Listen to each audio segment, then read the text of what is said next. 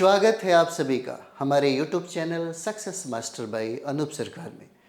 तो हम लोग आज पढ़ेंगे ईवीएस। आपके पीआरटी के पेपर में 10 प्रश्न पूछे जाते हैं। बहुत इम्पॉर्टेंट ये सेशन होता है और यहाँ से प्रश्न को बनाना बहुत ईजी होता है।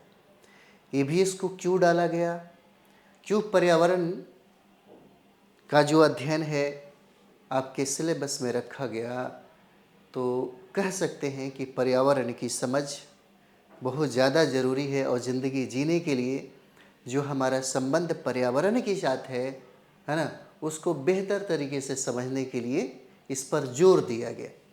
तो चलिए हम लोग बहुत ही मोस्ट इम्पॉर्टेंट एमसीक्यू करेंगे जो हमारे एग्ज़ाम के लिए अति महत्वपूर्ण हो जाएगा, क्योंकि आपके पीआरटी के पेपर में जो 9 सब्जेक्ट पढ़ने हैं उसमें एक सब्जेक्ट और भी पढ़ना है जिसका नाम है पर्यावरण। और पर्यावरण से बहुत अच्छे प्रश्न पूछे जाते हैं और उन्हीं प्रश्नों का संग्रह जो है हम आपके सामने लेकर के आए हैं। तो चलिए हम लोग यहाँ पर देखते हैं, है ना। और टीआरई 4.0 के लिए तो सबसे ज़्यादा महत्वपूर्ण है और वही संभावित प्रश्नों को ही हम लोग देखते हैं। चलिए पहला प्रश्न यहाँ पर हम लोग देखेंगे और पहला प्रश्न हो जाएगा पर्यावरण प्रदूषण का मुख्य कारण क्या है ना। पर्यावरण प्रदूषण का मुख्य कारण क्या हो जाएगा, क्या है मुख्य कारण पर्यावरण प्रदूषण का। क्या इसका कारण वृक्षारोपण हो जाएगा, या इसका कारण औद्योगिकरण हो जाएगा, या इसका कारण जैविक खेती होगा, या सौर ऊर्जा हो जाएगा, है ना। पर्यावरण प्रदूषण का मुख्य कारण पूछता है। कारण तो बहुत सारा है, लेकिन इस ऑप्शन में, है ना, इसका आंसर बी हो जाएगा, औद्योगिकरण। आप देखते हैं जितने भी कल कारखाने हैं, कल कारखानों से बहुत सारे अवशिष्ट पदार्थ निकलते हैं जो हमारे पर्यावरण के लिए सबसे ज़्यादा खतरा पैदा करता है। औद्योगिकरण के कारण कारखानों से निकलने वाले धुएं, रसायन और अपशिष्ट पदार्थ वायु, जल और मिट्टी को प्रदूषित करते हैं। यह पर्यावरण प्रदूषण का एक प्रमुख कारण है। जबकि वृक्षारोपण की बात किया जाए या सौर ऊर्जा की बात किया जाए तो यह पर्यावरण संरक्षण में महत्वपूर्ण योगदान देता है। यह पर्यावरण संरक्षण में महत्वपूर्ण योगदान देता है यहाँ पे। तो यहाँ पर अगला प्रश्न देखेंगे, इम्पॉर्टेंट प्रश्न है। ओजोन परत का क्षरण किसके कारण होता है ना। कारण पूछता है, ओजोन परत का क्षरण बताइए किसके कारण होता है ओजोन परत का। तो यहाँ पर ऑप्शन में है CO2 है, CFCA से क्लोरोफ्लोरोकार्बन कहते हैं, O2 है, N2 है। 4 ऑप्शन में हमें बताना है कि बताइए ओजोन परत का क्षरण के लिए सबसे ज़्यादा जिम्मेदार कौन है। तो सबसे ज़्यादा जिम्मेदार क्लोरोफ्लोरोकार्बन हो जाता है। क्लोरोफ्लोरोकार्बन ये सबसे ज़्यादा जिम्मेदार है ना। जैसे में अगर हम लोग बात कहें तो क्लोरोफ्लोरोकार्बन जो है कहाँ से इसका क्रिएशन होता है, कहाँ से यह उत्पत्ति करता है। जैसे हम लोग देखते हैं जब गर्मियों के समय में, है ना, गर्मियों के समय में सबसे ज़्यादा इसका इस्तेमाल एयर कंडीशनर के रूप में किया जाता है ना। उसके बाद आप देखते हैं रेफ्रिजरेटर से यह क्लोरोफ्लोरोकार्बन सबसे ज़्यादा निकलता है। एरोसॉल से निकलते हैं यह गैस, और यही वजह है कि ये जो गैस है ऊपरी परत को सबसे ज़्यादा हानि पहुंचाता है। ये गैस ऊपरी परत वायुमंडल में पहुंचकर ओजोन परत को नष्ट करती है, जिससे अल्ट्रावायलेट जो किरणें हैं सीधे पृथ्वी पर आती है और स्वास्थ्य और पर्यावरण को नुकसान पहुंचाती है। जैसे देखते हैं अल्ट्रावायलेट किरणों से हमारे जितने भी मानव जाति के जो लोग हैं, पशु पक्षी जो भी हो, है ना, उनके स्किन की प्रॉब्लम, उनके डिजीज सबसे ज़्यादा देखने को मिलता है। यहाँ तक कि आँखों की भी प्रॉब्लम सबसे ज़्यादा बढ़ जाती है। और ये कहता है कि किसके कारण होता है, तो ये CFC क्लोरोफ्लोरोकार्बन की वजह से होता है ना। इसको याद रखिएगा। यह गैस कहाँ से निकलती है, तो रेफ्रिजरेशन से, एयर कंडीशन से, एरोसॉल से यह गैस सबसे ज़्यादा निकलती है, जो हमारे ओजोन में पहुंचकर उसे नष्ट करने का काम करता है। आपके पीआरटी के पेपर में ऐसा भी नहीं है कि बहुत ज़्यादा टफ पूछा जाएगा, ऐसे ही प्रश्न पूछे जाते हैं जिसको आप जानते हैं, कभी ना कभी आपने 5वां 6ठा 7वां पढ़ा होगा, है ना। जैसे में आप देखे होंगे, हमने SCRT किताब जो है 5 क्लास का, है ना, 5 क्लास की जो बिहार सरकार की जो किताबें है ना, बिहार सरकार की जो किताबें हैं उसमें बहुत अच्छा तरीके से, है ना, बहुत अच्छा तरीके से दिया हुआ है SCRT का, है ना। SCRT के बुक में पर्यावरण बहुत अच्छा तरीके से दिया गया है। कई प्रश्न तो वहाँ से भी पूछे जाते हैं जो हमने पढ़ाया भी है। आप चाहें तो यहाँ पर जाकर देख सकते हैं, बहुत बेहतरीन तरीके से समझाने की कोशिश की गई है आपके 5 क्लास में ही, है ना। ये संदर्भ जो हम आप देख रहे हैं, ये जो प्रश्न हम आपके सामने जो लेकर के आए हैं, यह NCERT, है ना, NCERT और SCERT का, है ना, संदर्भ हो जाता है। चलिए आगे हम लोग बढ़ते हैं। ग्रीन हाउस प्रभाव का मुख्य कारण कौन सी गैस हो जाती है ना। ग्रीन हाउस प्रभाव का प्रमुख कारण, इसका मुख्य कारण पूछता है कि मुख्य कारण क्या हो जाएगा। क्या इसका मुख्य कारण O2 हो जाएगा, ऑक्सीजन, या इसका मुख्य कारण N2 हो जाएगा, नाइट्रोजन, या इसका मुख्य कारण कार्बन डाइऑक्साइड हो जाएगा, या इसका मुख्य कारण हाइड्रोजन हो जाएगा। तो देखिए, ये अगर देखिएगा तो 5 क्लास में ही अगर आप SCERT की किताब पढ़िएगा तो उसमें ऑलरेडी दिया गया है ग्रीन हाउस प्रभाव का मुख्य कारण कार्बन डाइऑक्साइड होता है ना। ये 5वीं क्लास में और NCERT में भी ये दिया हुआ है। इसीलिए कहा जाता है कि टीचर की तैयारी करने वाले जो विद्यार्थी हैं, यदि एक बार NCERT पढ़ लें, एक बार SCERT जो बिहार सरकार की किताब है उसे पढ़ ले, तो सारे के सारे प्रश्न यहीं से बन जाते हैं, है ना। जो चैलेंजिंग प्रश्न कभी कभी BPSC के द्वारा जो बनाया जाता है, वह चैलेंजिंग प्रश्न आपके NCERT और SCERT से ही बनता है। कभी कभी क्या होता है कि कई ऐसे विद्यार्थी हैं जो बिना किताब पढ़े हुए किसी का नोट्स पढ़ के, है ना, प्रैक्टिस सेट लगा करके एग्ज़ाम में चले जाते हैं, और जब प्रश्नों को उलट पुलट करके, है ना, थोड़ा कॉन्सेप्ट बना करके जब पूछा जाता है तो उनको लगता है ना, कि बहुत हार्ड पेपर है। लेकिन NCERT और SCERT के अध्ययन करने वाले विद्यार्थी के लिए ये बहुत आसान प्रश्न हो जाता है। इसलिए एक बार अध्ययन करिए, एक बार अच्छे तरीके से पढ़िए, ताकि आप अपने प्रश्नों को बना सके। सवाल यहाँ पर स्कोर लाने का है, स्कोर आएगा, रिजल्ट होगा, है ना, स्कोर आएगा, रिजल्ट होगा। और स्कोर लाने के लिए किताबों को पढ़ना होगा, है ना, और पढ़ने के लिए आपको 10 से 12 घंटा, है ना, सेल्फ स्टडी करना ही होगा, सेल्फ स्टडी करना ही होगा। अगर इतना कुछ आपके साथ है तो कोई बड़ी बात नहीं है गवर्नमेंट जॉब को प्राप्त करना, है ना।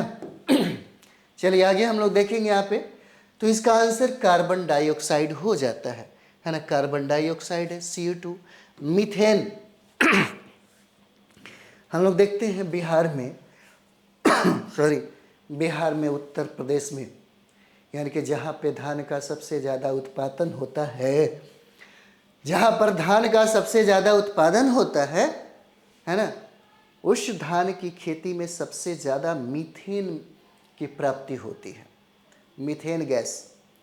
और ये मीथेन गैस जो है हमारे पर्यावरण के लिए सबसे ज़्यादा खतरनाक है ना। और कहता है कि जलवाष्प जैसी गैसें सूर्य की गर्मी को वायुमंडल में रोक कर ग्रीन हाउस प्रभाव को पैदा करती है ना, सॉरी। CO2 का स्तर जीवाश्म ईंधन, पेट्रोल, डीजल, कोयला के जलने से बढ़ता है, जिससे ग्लोबल वार्मिंग होती है। अभी आप देखेंगे पिछली बार जो भी प्रश्न आपसे पूछा गया, अगर आप पर्यावरण में जलवायु जो ग्लोबल वार्मिंग है, और ग्लोबल वार्मिंग के संदर्भ में हमेशा पूरे देश सतर्क है, और इसके लिए समिट किया जाता है, सम्मेलन किया जाता है, और आकलन और समीक्षा भी किया जाता है। इसीलिए आप देखिएगा ग्लोबल वार्मिंग के संदर्भ में जब प्रश्न पूछेगा तो 2 तरीके से प्रश्न पूछता है। या तो प्रश्न पारंपरिक होगा, ट्रेडिशनल प्रश्न पूछे जाते हैं, नहीं तो करंट पर आधारित जो प्रश्न होते हैं वही पूछे जाते हैं। और ज़्यादा चांसेस बनता है आपके, है ना, ईवीएस में कि 80% जो प्रश्न है यह समसामयिकी से होता है, यानी कि करंट से के संदर्भ में पूछे जाते हैं, है ना। चलिए अगला प्रश्न यहाँ पर देखेंगे हम लोग। अगला प्रश्न है, जैव विविधता को सबसे अधिक खतरा किससे है? जैव विविधता को सबसे अधिक खतरा किससे हो जाएगा? क्या यह खतरा वर्षा से है जैव विविधता को, या वनों की कटाई से हो जाएगा, या यह खतरा सौर ऊर्जा से है, या जैविक खेती से हो जाएगा, है ना। जैव विविधता को खतरा जंगलों की कटाई से सिर्फ इंसान ही नहीं बल्कि जानवरों की, पक्षियों की भी जिंदगी खतरे में पड़ जाती है। जिस तरीके से हम लोग देखते हैं कि हमारे रहने के लिए घर आवास जो बनाए जाते हैं, उसी तरीके से जो जंगल में जानवर रहते हैं, जो पशु रहते हैं, जो पक्षी रहते हैं, उनका आवास भी जंगल होता है। और ये जंगलों की कटाई है, ये खतरा बन जाता है। वनों की कटाई ये जैव विविधता को सबसे अधिक खतरा पैदा करता है, वनों की कटाई, जंगलों की कटाई। और अभी जिस समय हमारा जो समाज जो है, देखिए जहाँ पे जनसंख्या बढ़ेगी, है ना, जहाँ पर जनसंख्या बढ़ती है वहाँ पे प्रॉब्लम होता है ना, वहाँ पे समस्या ज़्यादा विकराल रूप में हम लोग देखते हैं। जैसे एक चीज़ देख सकते हैं, अगर हम लोग राज्यों की बात करें तो मान लेते हैं कि ये हमारा मध्य प्रदेश हो जाता है ना, मध्य प्रदेश है। और मध्य प्रदेश में भी आप देखते हैं कि वनों की कटाई सबसे ज़्यादा होती है। और वन से प्राचीन भारत के इतिहास से लेकर के अगर आधुनिक भारत के इतिहास तक हम लोग बात करेंगे तो यहाँ पे सबसे ज़्यादा लगाव अगर किसी का रहा, इस वनों से सबसे ज़्यादा लगाव रहा वनों से, तो जनजातीय समाज को रहा, है ना। जनजातीय समाज को सबसे ज़्यादा लगाव रहा है। और यही वजह है कि शेड्यूल ट्राइब के लोगों को जंगल ज़मीन, है ना, जंगल ज़मीन, ठीक है, और जल से सबसे ज़्यादा, है ना, इमोशनल अटैचमेंट रहा है, स्पिरिचुअल अटैचमेंट रहा है इसके साथ। और यही वजह है कि आप देखिएगा जहाँ पर जनजाति सबसे ज़्यादा निवास करेंगे वहाँ पर वन सबसे ज़्यादा पाए जाएंगे। जैसे में हमारे भारत में पूछा जा सकता है कि भारत में कौन ऐसा राज्य है जहाँ पर अनुसूचित जनजाति सबसे ज़्यादा निवास करते हैं। अनुसूचित जनजाति, तो अनुसूचित जनजाति वाला राज्य आपका मध्य प्रदेश है। और यही मध्य प्रदेश में ये भी प्रश्न पूछा जाएगा कि भारत में कौन ऐसा राज्य है जहाँ पर वन सबसे ज़्यादा पाया जाता है। तो जहाँ पर जनजाति वहाँ पर वन, है ना। वन भी सबसे ज़्यादा कहाँ पर? मध्य प्रदेश में, है ना। इन लोगों के द्वारा इसका विरोध किया जाता है, इसका विरोध किया जाता है। यहाँ तक आप देखते हैं कुछ ऐसे समुदाय हैं जो वनों की कटाई को रोकने के लिए आंदोलन भी करते हैं। इतना ही नहीं, वनों की कटाई को रोकने के लिए चिपको आंदोलन बहुगुणा के द्वारा प्रारंभ किया गया। चिपको आंदोलन, हो सकता है कि आप लोगों ने, है ना, 7वां 8वां किताबों में आप लोगों ने पढ़ा था। जब मैंने मैट्रिकुलेशन का गाइड लिखा था, है ना, उसमें भी ये बातें बड़े विस्तार से मैंने चर्चा की थी, है ना, उस समय में भी।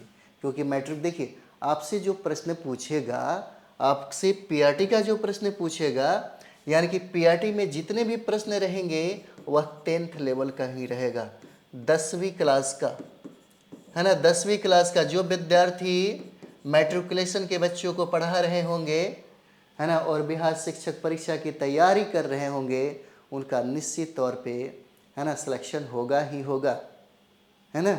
तो बहुत इजीली तरीके से आप कंप्लीट कर सकते हैं।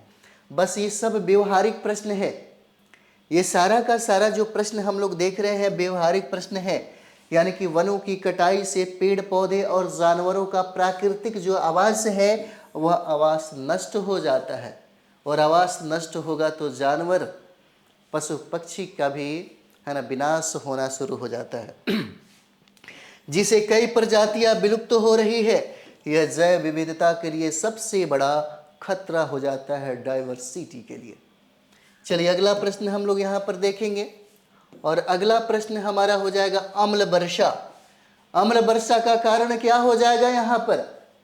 अम्ल वर्षा का कारण क्या है? क्या ऑक्सीजन और नाइट्रोजन का मिश्रण अम्ल वर्षा का कारण होगा? क्या सल्फर डाइऑक्साइड और नाइट्रोजन ऑक्साइड अम्ल वर्षा का कारण होगा, या कार्बन मोनोऑक्साइड अम्ल वर्षा का कारण होगा, या हाइड्रोजन अम्ल वर्षा का कारण हो जाएगा? तो यहाँ पर याद रखिए, बहुत इंपॉर्टेंट है, अम्ल वर्षा का कारण सल्फर डाइऑक्साइड SO2 और नाइट्रोजन ऑक्साइड जो है NOx ये प्रमुख इसका कारण है। और ये कहाँ से बनते हैं? ये कहाँ से बनते हैं? आप देखिएगा, कल कारखानों से जो धुएं निकलते हैं, है ना, बहुत वाहन, देखिए वाहन ज़्यादा खरीदना भी खतरनाक है ना, लेकिन बात ये है कि नैतिकता वाली बात नहीं रही। जब हमारे भारत में धड़ल्ले तरीके से, है ना, आप देखिएगा बहुत ऐसे चीज़ है जो बिक जाते हैं, जो कहीं ना कहीं भारत सरकार के द्वारा, है ना, और WHO के द्वारा इस पर लगाम लगाया गया है, फिर भी डॉक्टर, है ना, दवा के दुकान वाला वो बेचता ही बेचता है, और लोग खरीदते भी हैं, और भारत के लोगों को खिलाया भी जाता है यहाँ पर, है ना। चलिए यहाँ पर देखते हैं, कारखानों और वाहनों से निकलने वाली सल्फर डाइऑक्साइड और नाइट्रोजन ऑक्साइड गैसें वायुमंडल में जलवाष्प के साथ मिलकर के सल्फ्यूरिक अम्ल और नाइट्रिक अम्ल बनाती है, जो अम्ल वर्षा के रूप में बरसती है। यह मिट्टी, पानी और इमारतों को नुकसान पहुंचाती है। जैसे आप देखते होंगे ताजमहल पे प्रॉब्लम हो रहा है, तो ताजमहल पे प्रॉब्लम यही तो है, अम्ल वर्षा। और ये कैसे बनता है? तो ये कारखानों और वाहनों से निकलता है ये गैस, और सबसे ज़्यादा हमारे पर्यावरण को क्षति पहुंचाता है सल्फर डाइऑक्साइड और नाइट्रोजन ऑक्साइड। जहाँ पर वाहनों की कतार लगी होती है, वहाँ पे कार्बन मोनोऑक्साइड सबसे ज़्यादा खतरा पैदा करता है, और लोगों का हार्ट का प्रॉब्लम, स्किन का प्रॉब्लम, है ना, और यहाँ तक कि ब्लड में भी बहुत सारा असंतुलन पैदा कर देता है। ये सब जनरल चीज़ें हैं जो जानना होता है हमें। चलिए अगला प्रश्न यहाँ पर हम लोग देखेंगे, और अगला प्रश्न हो जाएगा, निम्नलिखित में से कौन सा जैव निम्नीकरण बायो, है ना, डेग्रेडेबल कचरा है? कचरा, कचरा, है ना, निम्नलिखित में से कौन सा जैव निम्नीकरणीय कचरा हो जाएगा? क्या प्लास्टिक की बोतल हो जाएगा, या केले का छिलका होगा, या धातु का कैन होगा, या इलेक्ट्रॉनिक कचरा हो जाता है ना। तो आप देखिएगा जितने भी सब्जी हैं, है ना, जो भी अवशिष्ट पदार्थ, चाहे लकड़ी हो गया, कागज़ हो गया, जो भी हम लोग देख रहे हैं, है ना, जो भी हम लोग देख रहे हैं वह हो जाएगा, है ना। क्या होगा? जैसे आप देखते हैं केले का छिलका हो जाता है, इसका आंसर बी है। जैव निम्नीकरणीय जो कचरा जो प्राकृतिक रूप से सूक्ष्म जीवों द्वारा अपघटित हो जाता है ना, उसको खाद्य के रूप में या आराम से सड़ गल जाते हैं, मिट्टी में मिल जाते हैं, है ना, प्राकृतिक रूप से वह सबसे ज़्यादा हमारे मिट्टी के लिए फ़ायदेमंद पहुंचाता है ना, सबसे ज़्यादा बेनिफिट है उसका। जैसे फल, सब्जियों के छिलके, कागज, लकड़ी आदि। प्लास्टिक, धातु और इलेक्ट्रॉनिक कचरा गैर निम्नीकरणीय होता है, जो पर्यावरण में लंबे समय तक रहता है, कई सौ सालों तक वह ऐसे ही के ऐसे ही रहेगा, जिसके वजह से हमारा पर्यावरण जो है वह सबसे ज़्यादा, है ना, बिगड़ जाता है, खराब हो जाता है, नष्ट हो जाता है। मिट्टी जो है अनुपजाऊ हो जाती है ना। और जिस तरीके से जनसंख्या तेज़ी से विकास हो रहा है, उस तरीके से आपका मिट्टी जो है ना, उसका विकास तो नहीं हो रहा है, लेकिन मानवीय कार्यों के द्वारा इस मिट्टी को प्रदूषित जरूर किया जा रहा है ना। चलिए नेक्स्ट हम लोग यहाँ पर देखेंगे, 7 नंबर सवाल है, और यही प्रश्न कई बार आपके BPSC में पूछा गया है। यह प्रश्न जो है कई बार आपके BPSC में पूछा गया है कि चिपको आंदोलन का मुख्य उद्देश्य बताइए। चिपको आंदोलन का मुख्य उद्देश्य क्या होगा, है ना। चिपको आंदोलन बहुत ही ज़्यादा प्रसिद्ध रहा है ना। और चिपको आंदोलन का उद्देश्य क्या है? तो नदियों को साफ करना इसका उद्देश्य है, या वनों की कटाई को रोकना इसका उद्देश्य है, या इसका उद्देश्य वायु प्रदूषण को कम करना है, या जैविक खेती को बढ़ावा देना है है ना। तो आप देखते होंगे जब ये चिपको आंदोलन प्रारंभ हुआ था तो इसके मुखिया, है ना, सुंदरलाल बहुगुणा थे, है ना। इनके जितने भी चाहने वाले जो लोग थे, जितने भी इनके अनुयायी थे, वो लोग पेड़ों से चिपक जाते थे जोर से पकड़ के, है ना। यही वजह है कि इस घटना को, है ना, इस आंदोलन को हम लोग चिपको आंदोलन के नाम से जानते हैं। और इसका संबंध जो है वनों की कटाई रोकने से हो जाता है ना। चिपको आंदोलन का मुख्य उद्देश्य यही है कि किसी भी तरह, किसी भी हालत में पेड़ों की कटाई न किया जाए, उसको रोका जाए, ताकि पर्यावरण को संरक्षण दिया जा सके। पर्यावरण रहेगा तो जिंदगी रहेगी। पेड़ पौधे का होना बहुत ज़्यादा जरूरी है मानव जीवन के लिए। चिपको आंदोलन प्रारंभ हुआ था 1973 में, है ना। 1973 में चिपको आंदोलन प्रारंभ हुआ उत्तराखंड राज्य में। कहाँ पर? उत्तराखंड राज्य में। इसके मुखिया सुंदरलाल बहुगुणा और गौरा देवी के नेतृत्व में यह हुआ था। याद रखेंगे आप सभी लोग, बहुत बेबी आई है ना। चिपको आंदोलन कहाँ पे और किस राज्य में कब शुरू हुआ? 1973 में यह आंदोलन प्रारंभ हुआ था उत्तराखंड राज्य में। सुंदरलाल बहुगुणा और गौरा देवी के नेतृत्व में यह आंदोलन सबसे ज़्यादा, है ना, अपने चरम पे रहा। इसका उद्देश्य पेड़ों को काटने से बचाने के लिए उनसे चिपक कर, यानी गले लगा कर के विरोध करना था। और यह पर्यावरण संरक्षण की एक ऐतिहासिक पहल थी। चलिए आगे हम लोग देखेंगे। नेक्स्ट सवाल है, गंगा नदी को प्रदूषण से बचाने के लिए भारत सरकार की योजना क्या है? मोस्ट इंपॉर्टेंट सवाल है। गंगा नदी को प्रदूषण से बचाने के लिए भारत सरकार की कौन सी योजना है? क्या योजना आपका नमामि गंगे हो जाएगा? क्या भारत सरकार ने स्वच्छ भारत अभियान मिशन प्रारंभ किया था? क्या भारत सरकार ने जल शक्ति अभियान को प्रारंभ किया? या भारत सरकार ने राष्ट्रीय हरित मिशन को प्रारंभ किया?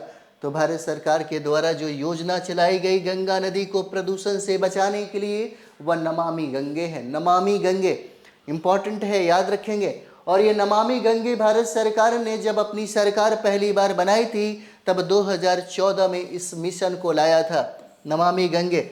और इसके नाम पे कितने लोग अमीर करोड़पति हो गए, और अभी भी गंगा साफ नहीं हुआ, है ना। अभी भी गंगे में सबसे ज़्यादा कचरा आपको दिखेगा, बल्कि करोड़ों अरबों रुपए खर्च यहाँ पर कर दिए गए।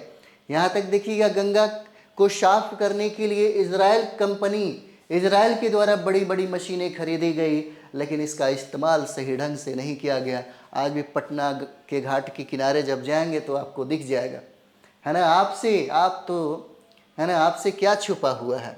चलिए, नमामि गंगे 2014 एक एकीकृत मिशन है जिसका लक्ष्य गंगा नदी को साफ करना, औद्योगिक कचरा रोकना और नदी के पारिस्थितिकी तंत्र को पुनर्जीवित करना है। इस नमामि गंगे का एक लक्ष्य है। और यही वजह है कि भारत सरकार ने गंगा नदी को प्रदूषण से बचाने के लिए इस योजना को लॉन्च किया था। 2014 में लॉन्च किया गया।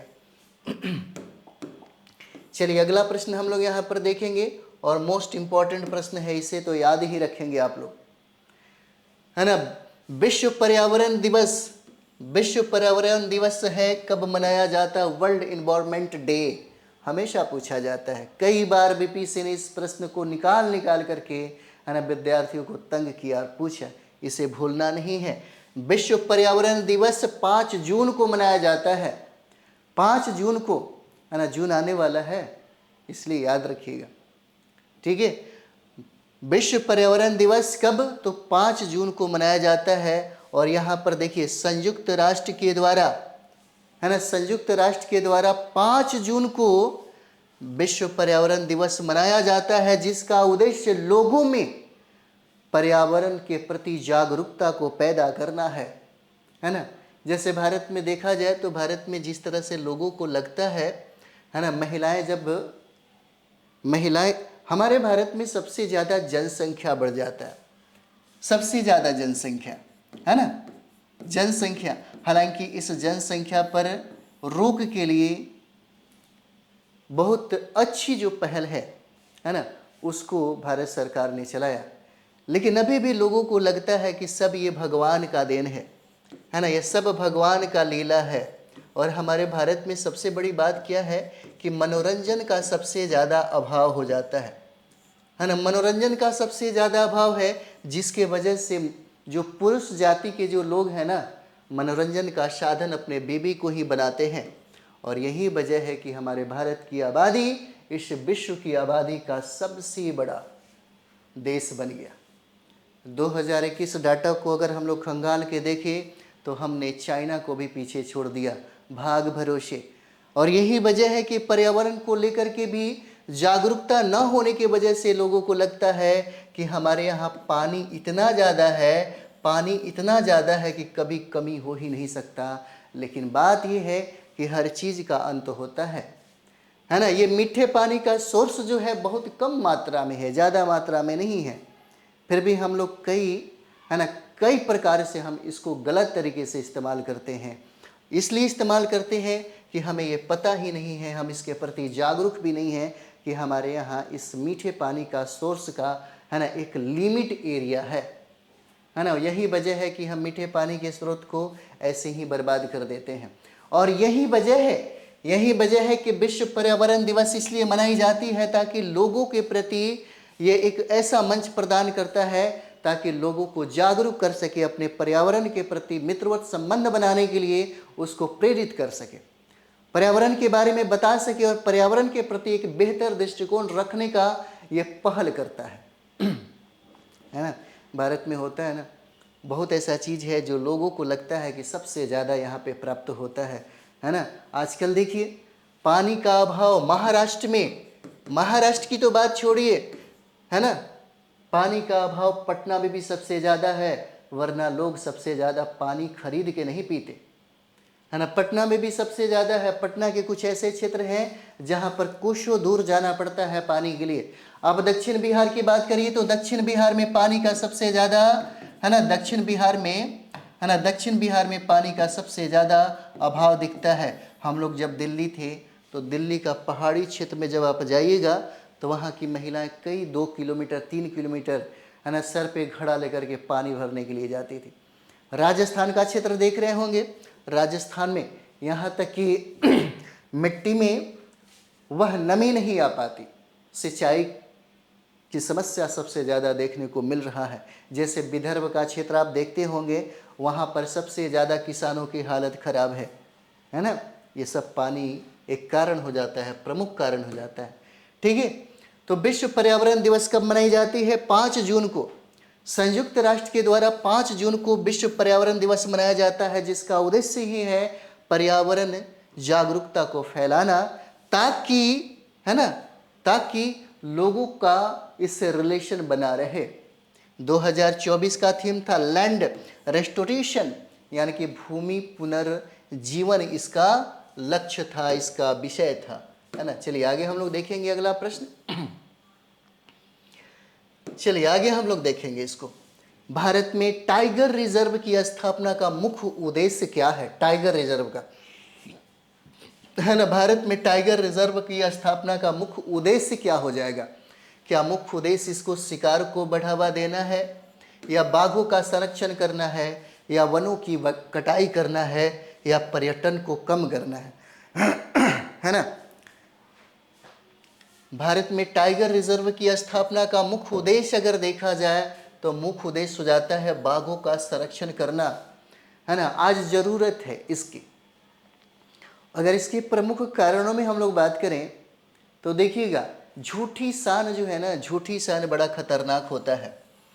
झूठी शान सबसे ज़्यादा, जब हमारा देश गुलाम था, जब यहाँ पर राजा महाराजाओं की जब शासन थी, तो राजा महाराजा अपने झूठी शान को बढ़ाने के लिए शेर का शिकार करते थे। आप कई फिल्मों में भी और कई किताबों में भी पढ़ा होगा आप लोगों ने, है ना। जो राजा अगर अपने तलवार से, अपने तीर धनुष से अगर बाघों का शिकार करता है तो पूरे उस साम्राज्य में डंका बजाई जाती थी कि हमारा जो राजा है बड़ा शक्तिशाली है। लेकिन इस बेचारों की, इस बाघों की संख्या धीरे धीरे क्या हो गई? कम पड़ गई।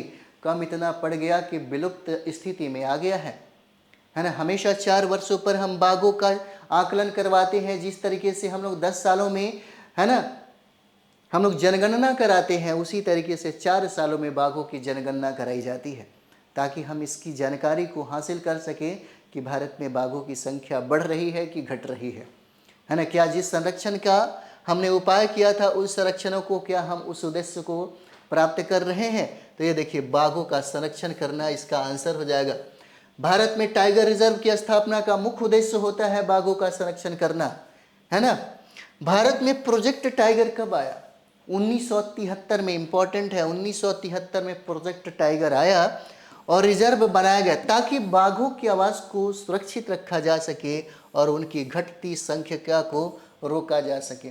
और सबसे बड़ी बात क्या है, पूरे विश्व का, पूरे संसार का लगभग अगर देखा जाए तो 70% जो आबादी है बाघों की वो हमारे भारत में निवास करती है, भारत में ही है 70%, है ना। बाघ देखने में भी बड़ा खूबसूरत लगता है। चलिए आगे हम लोग बढ़ेंगे। अगला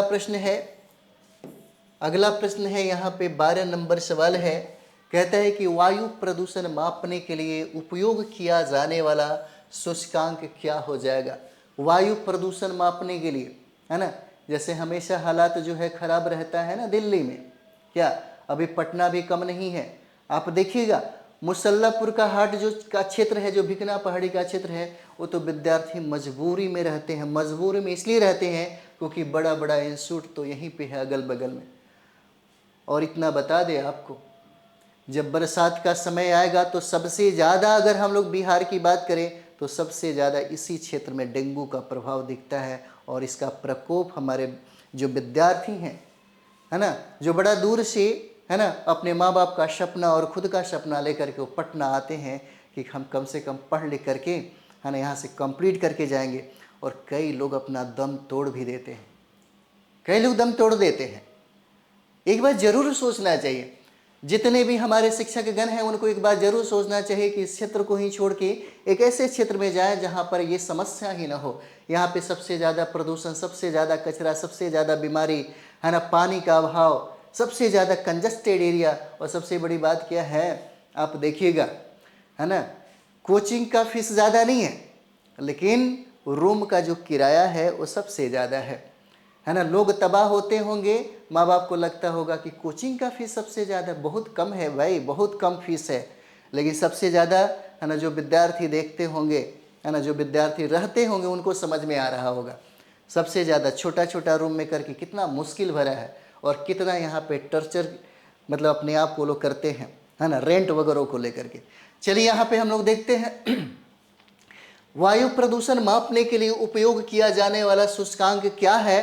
तो ये सूचकांक AQI हो जाएगा, जिसको एयर क्वालिटी इंडेक्स हम लोग कहते हैं, है ना। एयर क्वालिटी इंडेक्स कहते हैं AQI, है ना। और AQI एयर क्वालिटी इंडेक्स वायु में प्रदूषकों, है ना, जैसे MP2.5 देखते हैं यहाँ पर, CO, SO2 आदि की सांद्रता को मापता है। जैसे 0 से लेकर के 50 तक PM जब होगा, है ना, एक छोटे छोटे कण होते हैं, जब उन कणों की मात्रा जब बढ़ने लगती है तो समझ जाइए कि हमारे प्रदूषण के लिए सबसे ज़्यादा वो खतरा हो जाएगा। जैसे 0 से 50 तक तो जब होता है AQI तब ठीक है, PM जो है, लेकिन अगर उससे कहीं ज़्यादा बढ़ गया, जैसे 300 से अगर कहीं ज़्यादा बढ़ जाता है PM का, है ना, तो यहाँ पर देखिए ये सबसे ज़्यादा खतरा पैदा करता है। चलिए आगे हम लोग यहाँ पर देखेंगे। 13 नंबर सवाल है, निम्नलिखित में से कौन सी गैस ग्लोबल वार्मिंग में सबसे अधिक योगदान देता है? कौन सी गैस है वह, कौन सी गैस है जो ग्लोबल वार्मिंग में सबसे ज़्यादा योगदान देता है ना। तो वह कौन सी गैस हो जाएगा? तो देखिए, क्या वह ऑक्सीजन होगा, ऑक्सीजन होगा या नाइट्रोजन होगा या मीथेन होगा या हीलियम होगा? तो इसका आंसर मीथेन हो जाता है ना। इसका आंसर क्या है? मीथेन हो जाएगा, सी आंसर होता है ना। मीथेन CH4 कार्बन डाइऑक्साइड की तुलना में 25 गुना अधिक गर्मी रोकने की क्षमता रखती है। और यह पशुपालन, जैसे आप देखते हैं जब जुगाली करता है कोई पशु तो उसके मुंह से जो झाग बनते हैं ना, वो मीथेन के रूप में होते हैं। जब हम लोग धान की खेती करते हैं तो धान की खेती में सबसे ज़्यादा यह गैस निकलता है। लैंडफिल और धान की खेतों से यह निकलती है सबसे ज़्यादा मीथेन। और ये हमारे पर्यावरण के लिए, है ना, ये हमारे ग्लोबल वार्मिंग में सबसे अधिक योगदान देता है।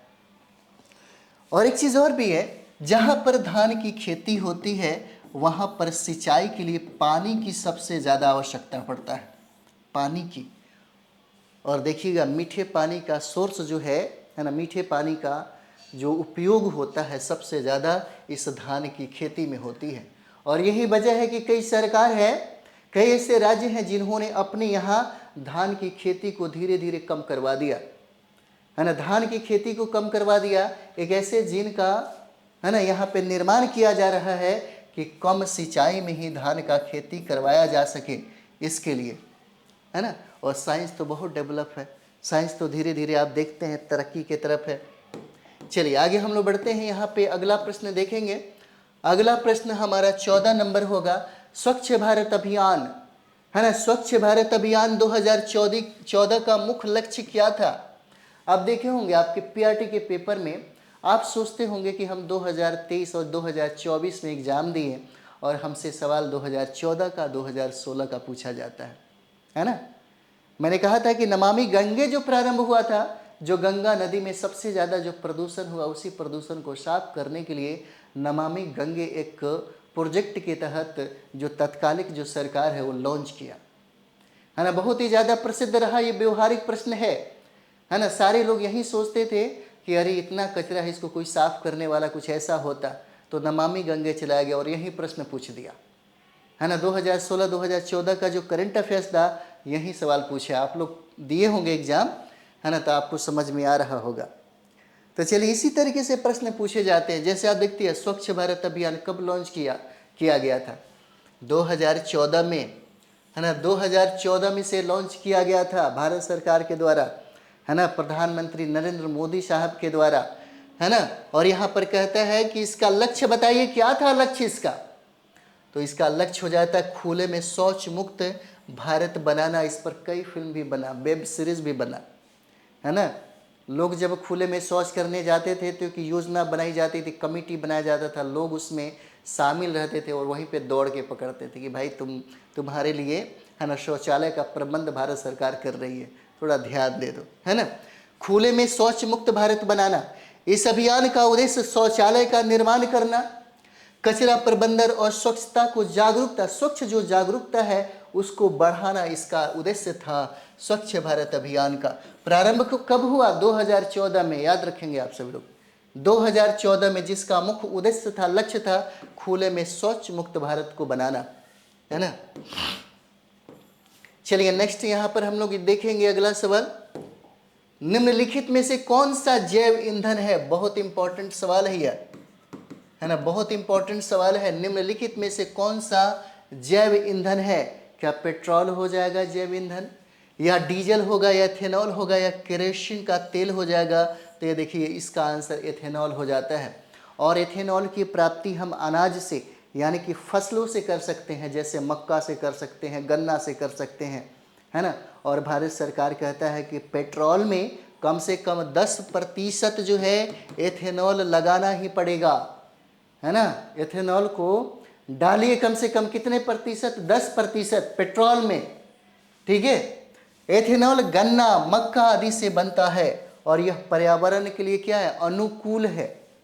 प्रतिकूल होता तब तो प्रॉब्लम होता, इसीलिए एथेनॉल को सबसे ज़्यादा डेवलप किया गया सरकार के द्वारा। यहाँ पर देखिएगा तो सब्सिडी देकर के इसको प्रोत्साहित की गई यहाँ पर। और यहाँ कहता है कि भारत में पेट्रोल में 10% एथेनॉल मिलाना अनिवार्य कर दिया गया, कि आपके पेट्रोल जब आप लेने जाते हैं तो उसमें 10% एथेनॉल होता है ना। और यही प्रश्न क्या है? निम्नलिखित में से कौन सा जैव ईंधन है? तो जैव ईंधन एथेनॉल हो जाएगा, पेट्रोल, डीजल और केरोसिन ये नहीं होगा, है ना। चलिए आगे हम लोग बढ़ते हैं, नेक्स्ट हमारा सवाल हो जाएगा चलिए वेटलैंड्स, आर्द्र भूमि का महत्व क्या है? वेटलैंड्स, आर्द्र भूमि का महत्व क्या हो जाएगा? क्या जल संग्रहण और जैव विविधता इसका महत्व हो जाएगा? क्या वायु प्रदूषण को बढ़ाना इसका महत्व होगा, या मरुस्थल का विस्तार करना इसका उद्देश्य होगा, या इसका औद्योगिक विकास करना वेटलैंड का उद्देश्य होगा, है ना। तो यहाँ पर समझिए जल संग्रहण और जैव विविधता इसका महत्व हो जाता है। वेटलैंड्स जैसे केरल के वेम्बनाड झील हम लोग देखते हैं, बेमनान झील से भी प्रश्न पूछे जाते हैं। और हमें पढ़ना है कहाँ, तो बिहार का, है ना, बिहार का झील जैसे आप देखते हैं कुशेश्वर नाथ झील हो जाएगा, है ना, भीम बांध हो जाता है ना, और यहाँ पे देखिए गोगा बिल हो जाता है, ठीक है, कांवर लेक हो जाता है। जैसे कांवर लेक को देखिए तो बिहार का पहला, है ना, रामसर साइट घोषित किया गया, है ना, कांवर लेक को, कांवर झील को पहला रामसर साइट, है ना, पहला रामसर साइट घोषित किया गया। और ये बिहार का पहला रामसर साइट अगर पूछे तो बिहार का पहला रामसर साइट कौन है, कांवर झील हो जाएगा, है ना। और यह भारत का 39वां रामसर साइट हो जाता है। उसके बाद देखिए भारत सरकार ने 2 और रामसर साइट को ऐड कर दिया, नागी और नकटी पक्षी अभ्यारण्य को भी रामसर साइट घोषित किया गया। इस तरीके से वर्तमान में अगर हम लोग देखें तो बिहार में 3 रामसर साइट हो जाते हैं, है ना, 3 रामसर साइट हो जाते हैं वर्तमान में अभी बिहार में। तो देखिए वेटलैंड्स क्या है, जैसे केरल के बिम्बनाद झील हो जाएंगे, है ना, बाढ़ नियंत्रण, भूजल रिचार्ज और पक्षियों के आवास के लिए महत्वपूर्ण हो जाता है वेटलैंड्स, जिसको हम लोग आर्द्र भूमि कहते हैं। इसका महत्व है जल को संग्रहण और जैव विविधता को ज़्यादा से ज़्यादा बढ़ावा देना। चलिए बहुत इंपॉर्टेंट सवाल है आपके लिए, बहुत ही इंपॉर्टेंट, एकदम VVI, है ना, एकदम याद ही रख लीजिएगा। किस देश ने कार्बन न्यूट्रलिटी हासिल करने का लक्ष्य रखा है, कौन सा ऐसा कंट्री है ना, कौन सा ऐसा कंट्री है जो कार्बन निगेटिव देश हो जाता है ना, उसके पास बिल्कुल कार्बन, है ना, 000 ही है। बहुत बढ़िया प्रश्न है, किस देश ने कार्बन न्यूट्रलिटी जो है हासिल करने का लक्ष्य रखा, क्या भारत ने रखा या चीन ने रखा या भूटान अमेरिका ने रखा। तो आपका देखिए पड़ोसी देश है भूटान, पड़ोसी देश एकदम छोटा सा कंट्री, पड़ोसी देश जो है ना, भूटान दुनिया का एकमात्र कार्बन निगेटिव देश है जहां वन 70% भूभाग को घेरते हैं, 70% भूभाग को वन घेरते हैं भूटान में। और यही वजह है कि वहाँ देखिए जहाँ वन होगा वो स्वास्थ्य वर्धक क्षेत्र हो जाएगा। जैसे हम लोग बिहार में देखिएगा कैमूर का क्षेत्र हो जाएगा, है ना, राजगीर का जो पहाड़ पठारी वाला क्षेत्र है ना, वो सबसे बेहतर हो जाता है। जैसे हम लोग काठमांडू को देख सकते हैं, है ना, कुल्लू मनाली को देख सकते हैं, दार्जिलिंग को देख सकते हैं, शिमला को देख सकते हैं, है ना। तो ये सब जो साइट है यह स्वास्थ्य वर्धक क्षेत्र होता है। अगर आप कई वर्षों से बीमार हैं तो ऐसे क्षेत्रों पे जा कर के रहना शुरू कर दीजिए, है ना, आपकी बीमारी जो है वो धीरे धीरे ठीक होना शुरू हो जाएगा। चलिए आगे हम लोग देखते हैं अगला प्रश्न। अगला प्रश्न बहुत इंपॉर्टेंट है आपके लिए। निम्नलिखित में से कौन सा रिन्यूएबल एनर्जी स्रोत नहीं है ना, कौन सा, कहता है कि रिन्यूएबल एनर्जी का स्रोत नहीं है। क्या पवन ऊर्जा हो जाएगा या जल विद्युत हो जाएगा या कोयला होगा या होगा आपका सौर ऊर्जा। तो यहाँ पर अगर हम लोग आंसर की बात करें तो कोयला हो जाता है। कोयला जो है कहता है कि रिन्यूएबल एनर्जी का स्रोत कोयला नहीं है, बाकी सब है ना, बाकी सब है। कोयला एक गैर नवीकरणीय संसाधन है, कोयला एक गैर पारंपरिक गैर नवीकरणीय, ये देखिए कोयला एक गैर नवीकरणीय संसाधन है, जबकि पवन जल और सौर ऊर्जा प्राकृतिक रूप से पुनः भर जाते हैं, लेकिन कोयला दोबारा नहीं भरते। और एक सीमित समय है इसका भी, एक है ना एरिया है, एक दिन ये भी समाप्त हो जाएगा। और यही वजह है कि हमारे भारत में, है ना, नवीकरणीय ऊर्जा पे सबसे ज़्यादा जोर दिया जा रहा है, ताकि अगर हमारे पास कोयला की समाप्ति हो जाए तो हम फिर ऊर्जा के लिए किस सोर्स पे निर्भर रहेंगे, है ना, कौन ऐसा सोर्स है। तो यहाँ पर देखिए पवन ऊर्जा पर, है ना, जल विद्युत, सौर ऊर्जा पर, ये सबसे ज़्यादा डेवलप होता जा रहा है यहाँ पे, है ना। चलिए अगला प्रश्न हम लोग यहाँ पर देखेंगे, 19 नंबर सवाल है, बहुत इंपॉर्टेंट है। काजीरंगा राष्ट्रीय उद्यान कहाँ पर है, तो असम में है। काजीरंगा राष्ट्रीय उद्यान असम में हो जाएगा। और किस जानवर के लिए यह प्रसिद्ध है, किस जानवर के लिए प्रसिद्ध है, कौन सा, काजीरंगा राष्ट्रीय उद्यान। तो काजीरंगा राष्ट्रीय उद्यान क्या बाघ के लिए या गैंडा के लिए या हाथी या शेर के लिए हो जाएगा, है ना। तो यहाँ पर देखिए काजीरंगा एक सींग वाले गैंडा का सबसे बड़ा आवास हो जाएगा और यह यूनेस्को विश्व धरोहर स्थल है। याद रखिएगा, एक सींग वाले गैंडा की प्राप्ति हमको किस अभ्यारण्य से प्राप्त होती है, तो ये हो जाएगा काजीरंगा राष्ट्रीय उद्यान। कहाँ पर है, तो असम में हो जाएगा। काजीरंगा राष्ट्रीय उद्यान किस लिए प्रसिद्ध है, क्योंकि यहाँ पर एक सींग वाले गैंडा की प्राप्ति होती है ना। और प्रजनन, गैंडा के प्रजनन के क्षेत्र में पटना में संजय गांधी जो राष्ट्रीय उद्यान है उसका एशिया में, है ना, प्रथम स्थान है और विश्व में उसका दूसरा स्थान है। याद रखेंगे आप लोग। चलिए अगला सवाल हम लोग देखेंगे, बहुत इंपॉर्टेंट सवाल है। नदियों में डॉल्फिन की उपस्थिति क्या दर्शाती है ना, क्या दर्शाती है? क्या प्रदूषण का उच्च स्तर दर्शाती है, या जल की स्वच्छता, या अम्लीय वर्षा, या ऑक्सीजन की कमी? याद रखिएगा, डॉल्फिन वहीं पे जिंदा रहेंगे जहाँ पे जल सबसे ज़्यादा स्वच्छ रहेगा।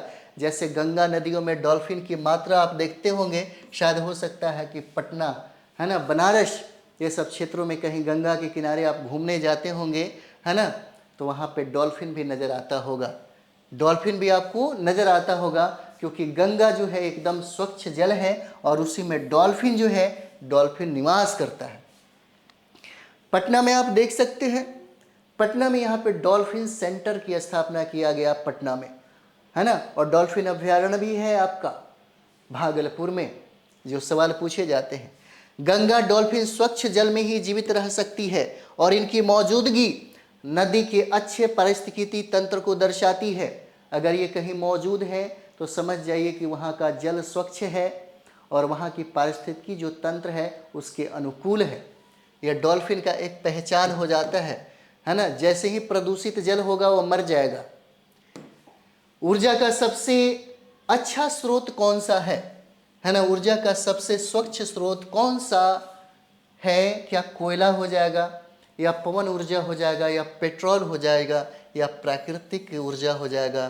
तो यहाँ पर देखिए ये पवन ऊर्जा हो जाता है ना। ये है पवन ऊर्जा, पवन ऊर्जा इसका आंसर हो जाएगा। यानी कि पवन ऊर्जा, विंड एनर्जी, एक नवीकरणीय स्रोत है जो हवा के बल से बिजली को पैदा करता है। इसमें शून्य प्रदूषण होता है, जबकि कोयला, पेट्रोल और गैस जलने पर कार्बन डाइऑक्साइड उत्सर्जित करते हैं। चलिए अगला सवाल हम लोग देखेंगे और ये हमारा लास्ट ही है ना, लास्ट ही सवाल है और बहुत इंपॉर्टेंट। प्रत्येक टॉपिक बाय टॉपिक हम आपसे करा देते हैं, है ना। ये प्रत्येक टॉपिक बाय टॉपिक होगा, 10 से 12 टॉपिक होंगे आपके EVS में और यही पढ़ना है आपके PRT के पेपर में, है ना। तो आप लोग ज़रूर हमारे इस सेशन को लाइक करें, कमेंट्स करें और शेयर करें। आप अपने साथी और संगियों के बीच में ज़रूर इसको एक बार शेयर करें ताकि आपके साथ साथ उनका भी, है ना, डेवलपमेंट हो। तो हम लोग मिलते हैं अगले वीडियो में। थैंक यू वेरी मच आप सभी लोगों का।